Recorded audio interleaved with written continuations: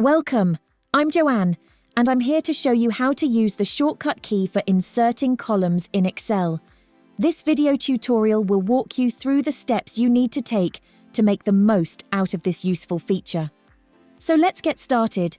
To add a new column to the data table, choose where it should go by clicking on the column header at the top of the table. When inserting a new column, make sure to click the column immediately after the spot where you would like the new column to be. We can quickly insert a row using a shortcut key in two ways. To do this, press and hold down the Control key, then press the plus sign. This is the quickest and easiest way to insert a column. We have completed our task. The new column has been successfully added. Using a keyboard with a number pad on the right side can make it easier to access this shortcut. Now, let's select a different part of the data table, and we can explore another helpful shortcut key to insert a row in Excel.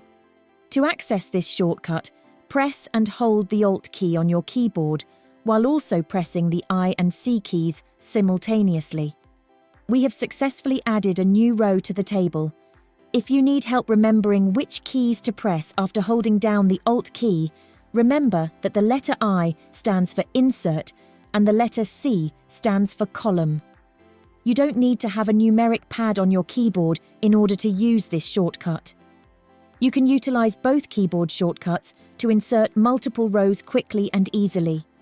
To complete the task, the same steps must be followed. You can choose any number of rows to add and insert them into the desired location. We will select 4 rows, then use either of the shortcut keys we discussed earlier to insert them into the document. That's all there is to it.